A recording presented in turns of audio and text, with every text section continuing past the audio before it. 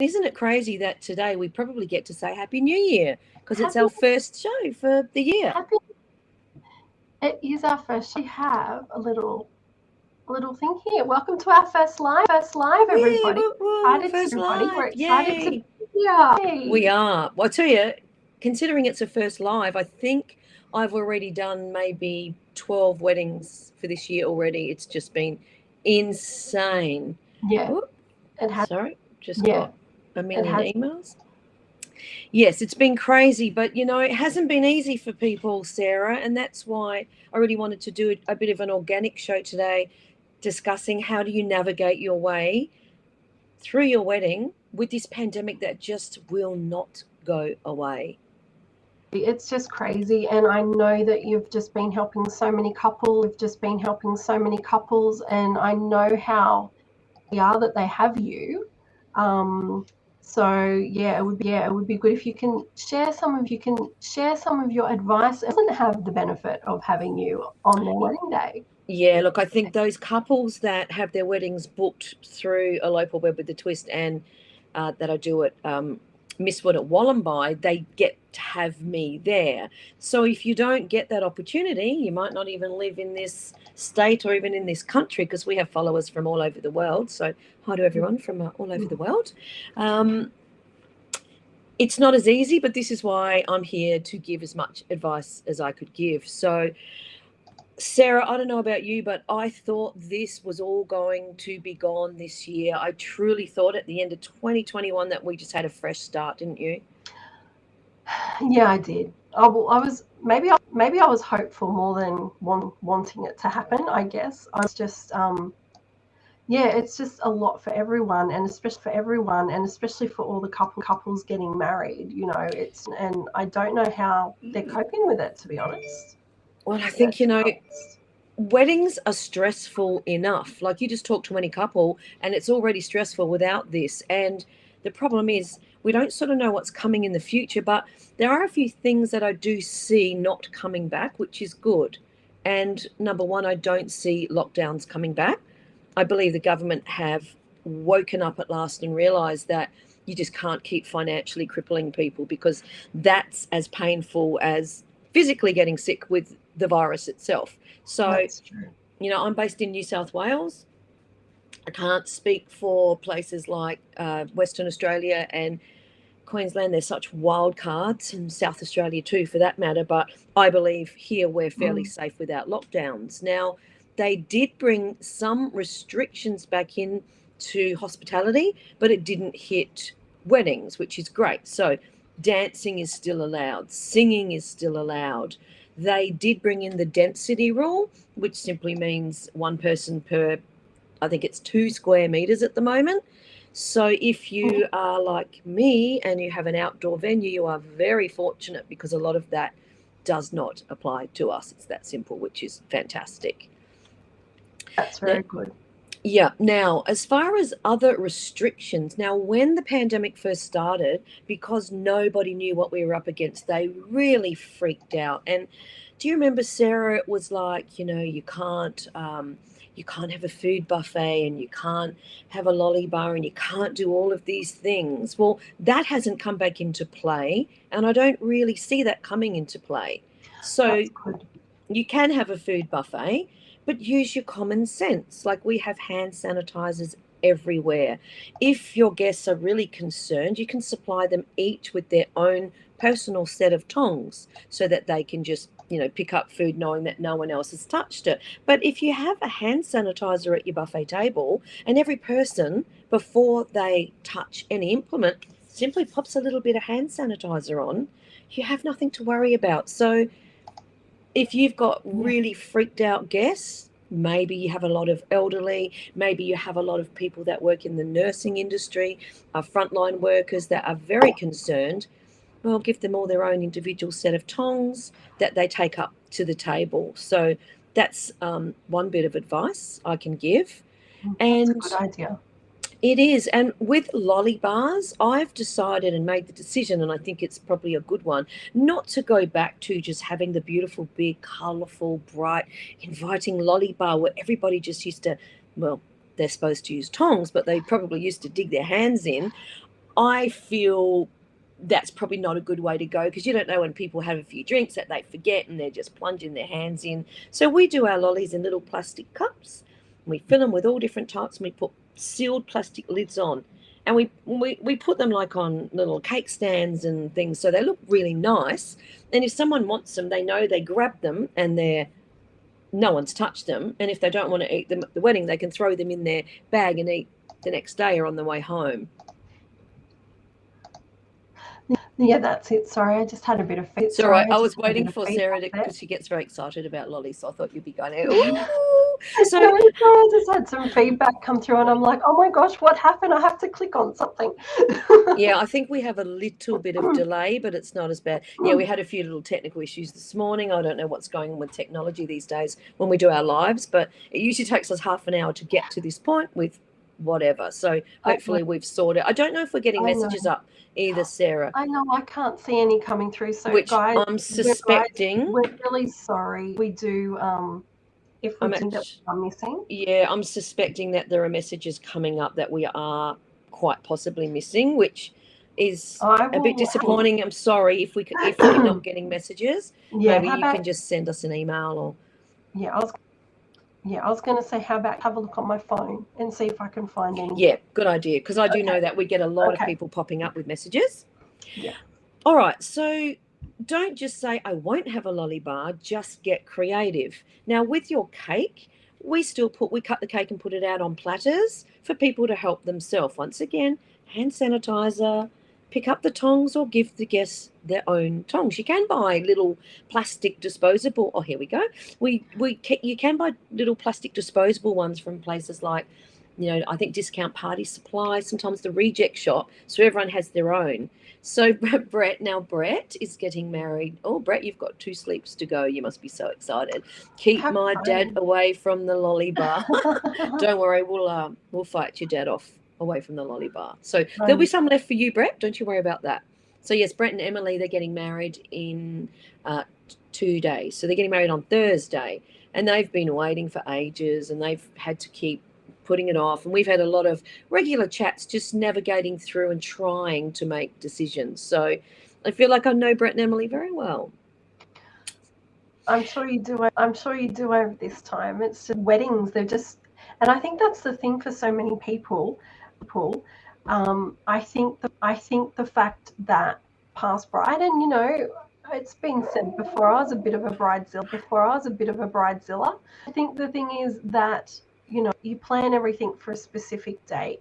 You're looking forward to it. You really want everything to go ahead, and then you have to postpone it. Unfortunately, there's so many couples out there that have now done that 4 or 5 times.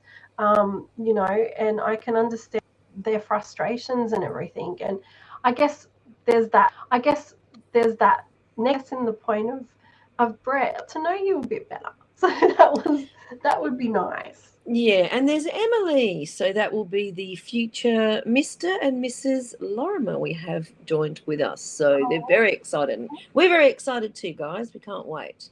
So other little things and tips and advice that I can give you is try not to take on board too much what your family members and close friends tell you, because I've learned, Sarah, that people tend to freak couples out. I don't know why.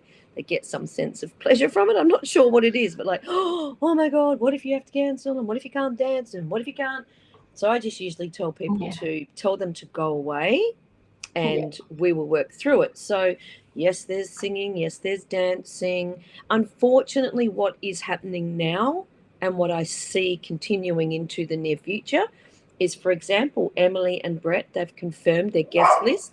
It's Tuesday, and I may get a message from them tomorrow saying, excuse me, dogs. They're so annoying, those dogs. So I may get a message saying, oh, God, we've just had 2 guests test positive. We can't come. Unfortunately, it's going to happen, Sarah, and we're putting up seating charts and then having to put little crosses next to names that aren't coming the day before the wedding or 2 days before the wedding. I think just know that it could happen. Just go with the flow. If you've got 2 less than what you thought or 4 less, you've still got a wedding going. So maybe have a plan B list, which is people that you know and you really like, and you thought it would be really nice to invite them, but we had to cap our numbers. There's no reason why you can't say to them, guys, can you just keep your dancing shoes on the top shelf for Thursday in this case. So if we get a couple drop out on Wednesday because they've tested positive, you're coming along. So I think it's nothing offensive in having a little, probably a plan Z list of people that will not be offended and will say, we would love to get out of the house and have some fun. I'm sure that's a great idea. And there would be a lot of people who would just be so happy with that. Yes, I think a lot of couples think, oh, that's really rude. It feels like they weren't our first choice. But it's a fact that they weren't your first choice just because you couldn't invite every single person you like. And I think nobody will be offended by that, because I love it when you can fill those seats with someone rather than not, the more the merrier. So what other points have we got when it comes to this ridiculous pandemic? I saw that the rapid antigen tests, 1 million have touched down in Australia and 15 million are coming in, I believe, in the next day or two. But when you consider we've got a population, I think now, Sarah, of, I haven't checked lately, but we've got to be on around 27 million, something like that. If people are doing rapid antigen tests 3 times a week, we need a lot more than that. So once we can get hold of more, I think it will give people a lot more comfort knowing that they can just do a quick test and they feel comfortable and safe. Absolutely. I think so, Sarah, what happens if the bride or groom gets COVID? 7 days, 6 days, 5 days, 4 days, 3 days, 2 days before the wedding? What happens? I don't know. I do. What would you do? There's no wedding. Yeah. There's no wedding. Yeah. You can't have a wedding if the bride or groom or bride or bride or groom has tested positive. You just can't. Oh my goodness. Can you imagine the fallout from what it would do to the venue's reputation? How annoyed your family and friends would be with you for exposing people to it. So with my business personally, we made the decision with all my suppliers that if that happens, like for example, my suppliers are ready to go for Thursday, everything's set up, the caterers have bought the food, everything's done, everyone knows they're going to work. But if something happened and the bride or groom did test positive the day before, well, we just understand that we just have to not have the wedding and find a gap really soon as we possibly can to hold the wedding. Now, that's my venue. I, to be honest, don't know of any other venues that would actually, because that's a big financial hit that we take. Absolutely. And that's the thing. I think that yeah. Well, it's real, and I don't know. There's not a right or wrong way here, Sarah, because you can't blame a venue to say, well, if you can't get married tomorrow, you're going to have to pay for stuff again. You can't blame them. There's no right or wrong. And that's exactly a problem the whole way through. Yeah. It caused so much grief because the unknown. So much money, but then, if you've gone and bought all this food in for something that can't go ahead, it's very and very tricky. I can see both points. As a business point, you still need to pay staff. You still need to pay for that. Yeah, as a bride and groom, you don't want to have to pay double. Exactly. And then what you've got is it's so hard. Yeah, and there is no right or wrong here. And what's difficult is that would mean then, okay, so my suppliers who were counting on that income all of a sudden don't have it.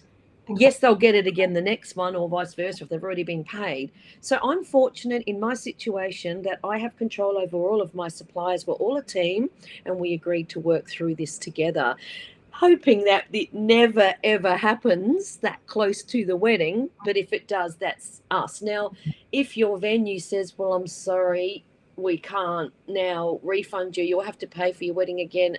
Sadly enough, that's something you need to negotiate with them and get your legal advice or contact workplace, what is it, fair trading. My advice is don't put your head in the sand, Sarah. Yeah. And I was just about to say, and I was just about to say, raises a very good point for people who are thinking of planning a wedding coming up, but also who are getting married soon. You should see your vendors and just ask them these questions, and hopefully you never have to be, but at least and it's not going to be oh my gosh, I'm getting married tomorrow, and now you already know the answers. You might not like them, but at least and that's actually going to give you less stress. I totally agree, Sarah. And I do know a lot of brides and grooms have said, oh, I've just put my head in the sand a bit. I don't want to know. But you can't do that. Even though your wedding is emotional, it's still one of the largest expenses other than buying a home and a car that you'll ever go through in your life. So you have to face it head on. So you must talk to your venue. What happens if I wake up the morning of the wedding feeling sick and do a rat test and I've got COVID? You need to know. And then once you've had that discussion, you must get it in writing. You must get it in an email. Don't just, anything anyone says verbally just doesn't exist. You must get everything in writing. Now, I have told my couples that this is really sad, but it is what it is, that if maybe dad was walking the bride down the aisle, dad tested positive 3 days before the wedding, they have to have someone else walk them down the aisle. We can't up and move weddings for anyone else other than the bride and groom. And if it feels harsh in one way, but businesses won't be able to survive if every time a brother, a sister, a cousin, an auntie, a grandma, a mum or dad, we can't just shift for all these people. So exactly, in my business, we've put it back onto it's got to be the couple, and they would have to provide evidence. We just wouldn't want people saying, oh, bride and groom, we've both got it just because dad had it and they didn't want to get married. We would need to see evidence, so we would have to work that out. It hasn't happened as yet. And Emily says that's why Mistwood and EWAT are the best. Thank you, Emily. So, well, it hasn't happened yet. I mean, obviously we've had lots and lots of weddings move, but we haven't had one had to cancel really close to. I did have a bride that's getting married soon who's been through COVID, and I thought, well, yay, because at least it means then she's got it out of her system and she has had it. But yeah, don't put your head in the sand, people. You have to face this head on and get all your information that you possibly can. Don't get angry with your venue. Don't get angry with your suppliers, because people often think that a wedding supplier is this multi-million-dollar business, and it might just literally be a photographer that works from home, has a mortgage, has all the bills that need to be paid, that if they lose a wedding, that is a harsh impact on them as well. So be really fair that we are all, I mean, the government loved that tag, didn't they, Sarah, of we're all in it together, but the way they did it was for the wrong reasons. We are technically all in this together, that we are all suffering from this, unless you're part of the government or you're in Hillsong, it seems. But anyway, that's probably another conversation. So the normal people out there, we kind of are in this together, and we should support each other. Absolutely. So, Sarah, what else have I not spoken about with COVID? I did speak to someone the other day. A lot. It's just so hard to cover everything and to even think of ever changing. So it is. And I said to people last year, please get married as early in 2022 as you possibly can. This is why we have such a huge January, February, March, April, because I know that as soon as the cool weather sets in, that's when flu season hits, and that's when things go even more pear-shaped. So I really did strongly suggest that people try and do it early this year. That's why we are smashing them out of the ballpark before, because who knows if in May, June, July, if we actually get flu season hit and things get worse, I don't know what they might do then. But while we have the warmer weather, and it is warm, that's probably a positive. Is it? Yeah, totally. And I think the thing is as well that people are forgetting there are and things still around.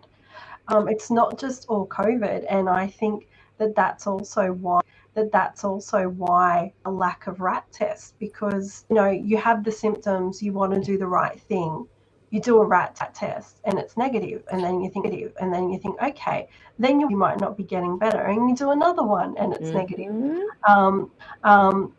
So I also think that is contributing, because we've just been so focused on COVID that we do forget that there's still other things going around.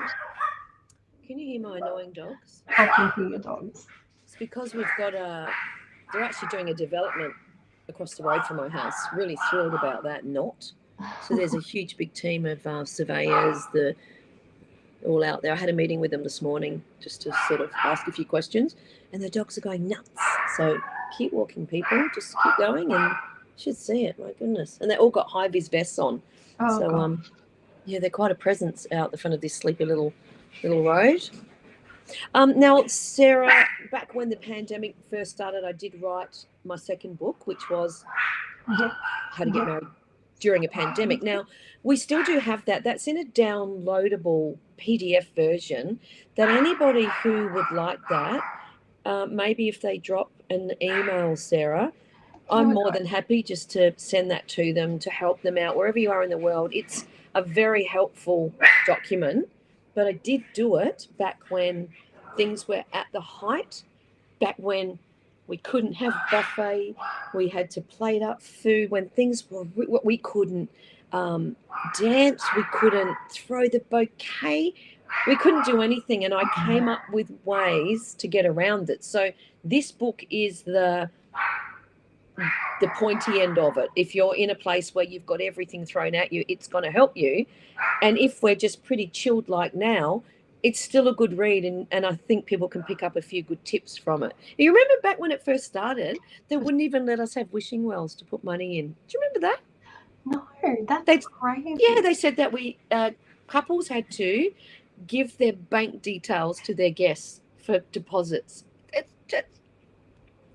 Yeah, anyway, we've come a long way since then. Okay. But it's a really good little read, and it also explains how the square meter rule, and we've sort of done diagrams and explained how it works, because some of you people out there aren't very good at maths, and you go, well, how do I work that out? What's a square meter, Absolutely. Lucky I'm pretty good with maths. I don't know how, Sarah, because I never listened at school, so I don't quite know how. It's just, you're just naturally talented. What can we say? Oh, that's what it is. Naturally talented. That's the Yoda in you. That's the Yoda in you. It is. It's the Yoda in me. So I'm just off the top of my head trying to think, is there anything? Sometimes I think what is a really good idea, sometimes you get venues that have a lot of different entry points and there's not one main entrance, or if you're a bit like mine, that's out in the wilderness, it doesn't have much Wi-Fi. I think it's a good idea just to have a document with everyone who's coming to the wedding, and that is the suppliers as well as your guests, to have their name, address, phone number, and just give that to the venue, or hang onto it for yourself. So if someone didn't QR code into your wedding and something did happen, you just know that the information's all sitting there. So I make my couples do that, and just for a bit of a safety net as well, because sometimes a bridal party might not QR code because they're walking into the venue to get married.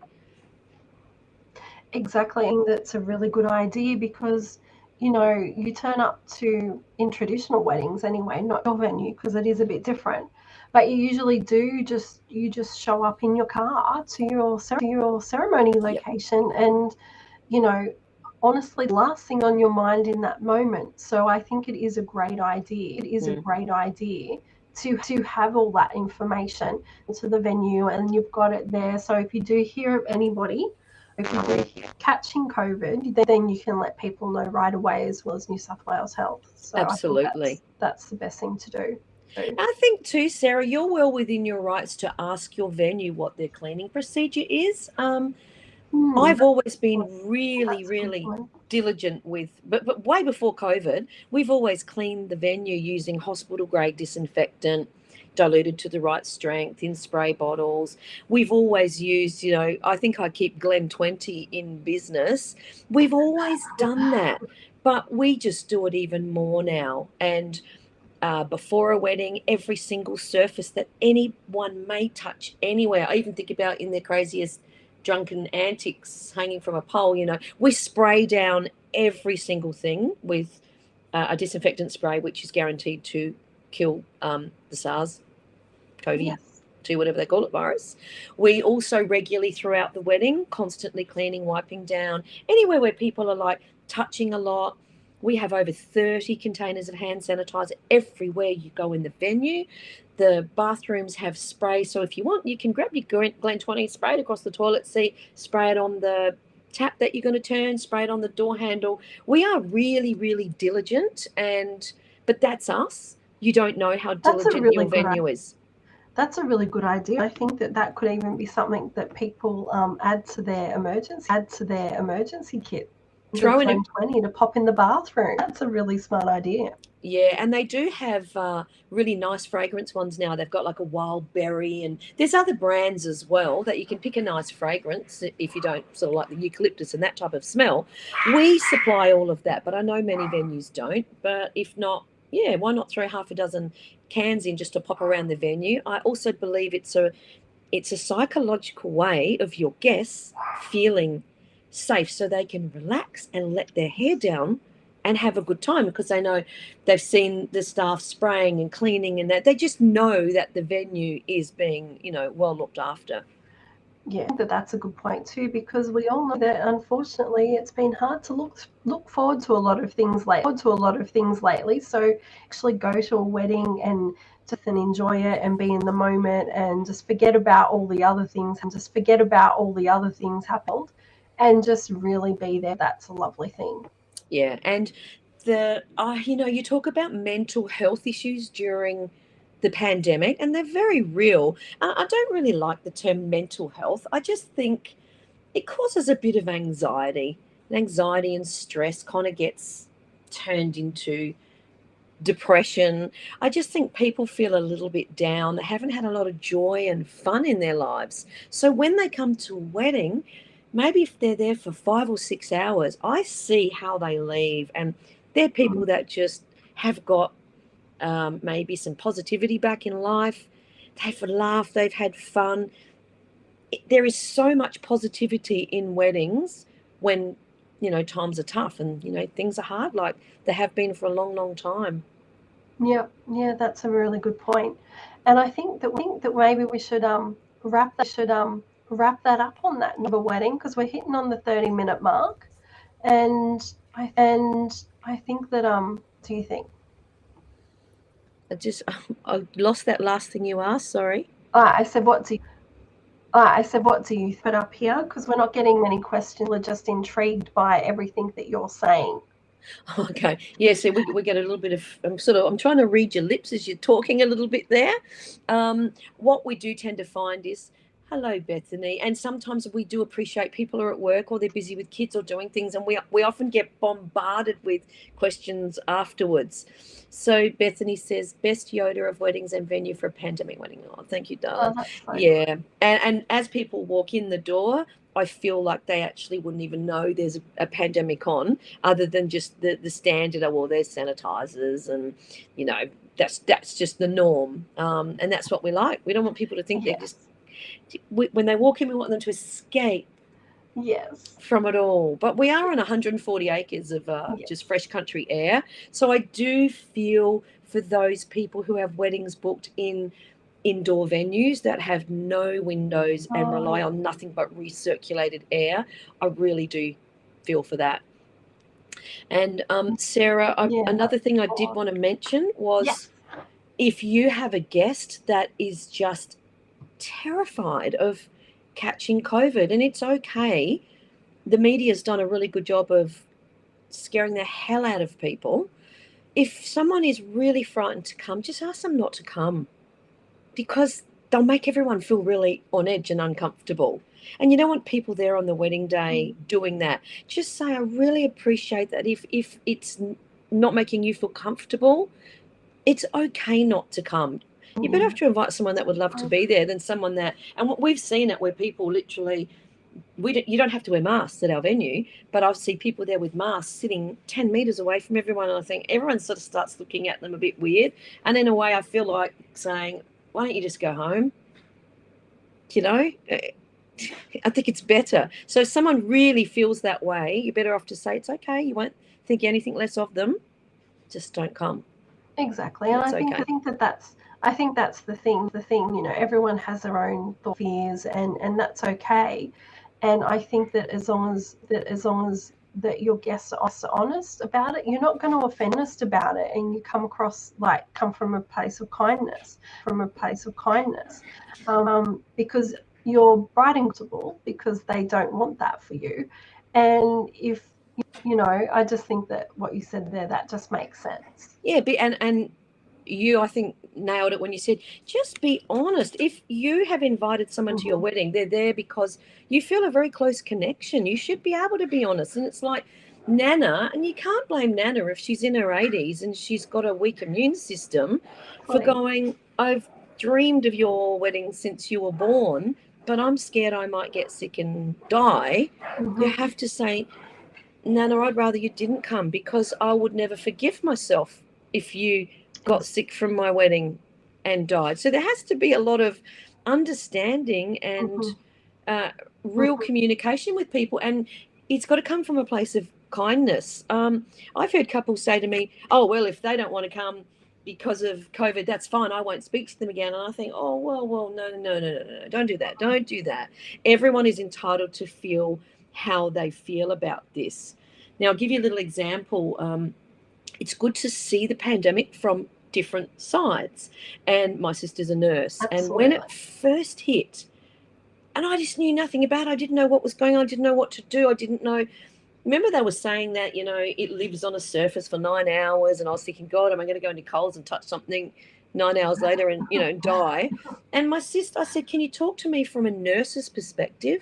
And she said, look, she goes, people shouldn't freak and they shouldn't over clean. She said, just use warm soapy water, a bit of disinfectant, wash your hands. She said, we all need germs, but we just don't really need COVID. And I thought, well, that was just a logical, sensible way of putting it.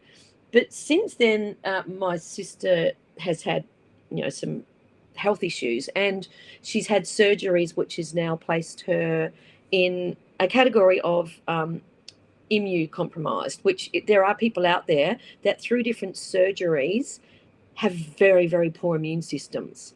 It means if they so much as catch a cold, they can actually die. So then I have my sister in this category where her take on it and mine is very different because I've got a very strong, healthy immune system. And it was really good for me to see it from her point of view, as she literally can barely leave the house for fear of just not even getting COVID, but just even getting a flu or something. So you must have empathy for people in all areas and not blame them for their thoughts on it.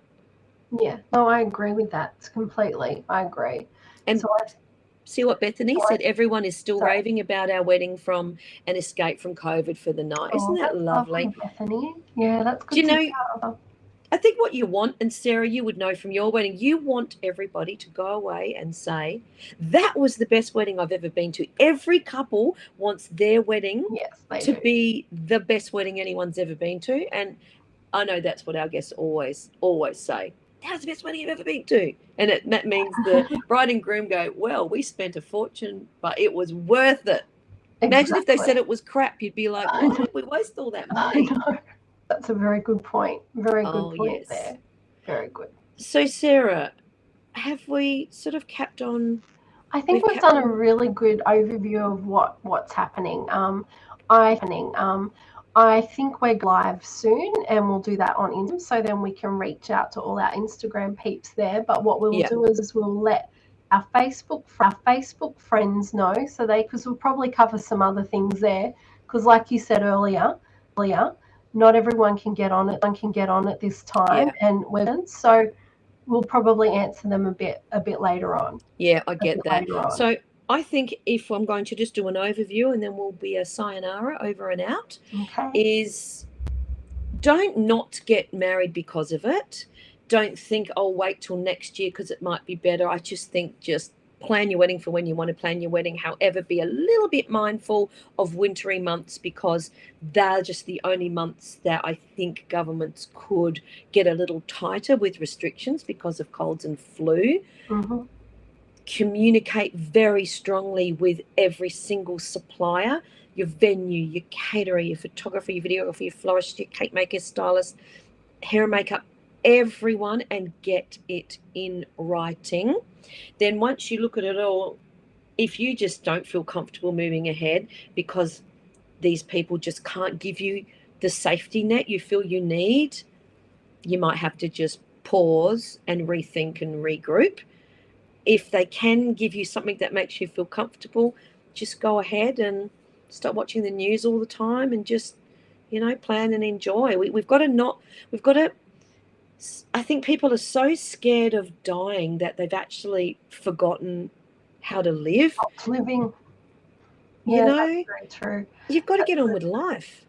Yeah, that's exactly right. And yeah, and that you've just hit the nail on the head. That's so true. So many people are just so scared of catching it and getting sick and hurting their loved ones if they catch it, and all this sort of. At the end of the day, there's always going to be something that can hurt us. There's always something that can kill us.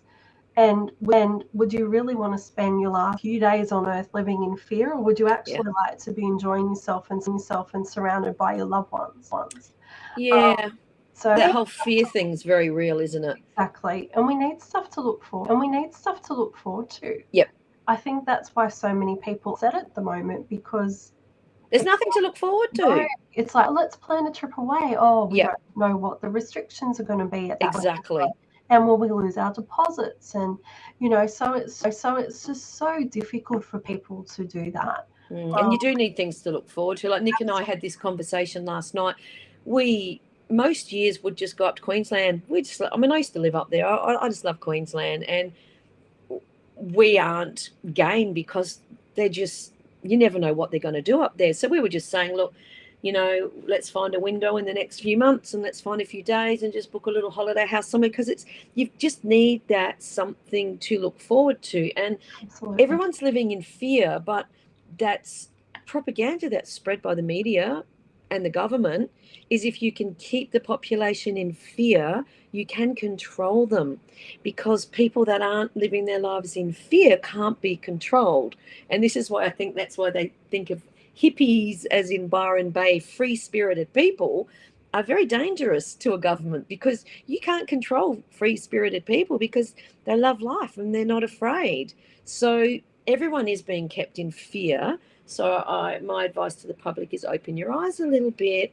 Stop being so scared. Stop watching the 6 o'clock news. Put something funny on TV and just live your life and be sensible, and don't take too many risks. But hey, you got to take risks in life, Sarah. I mean, isn't that part of the fun of life? But not risks which is going to jeopardize your heart from beating, if you know what I mean. Yes.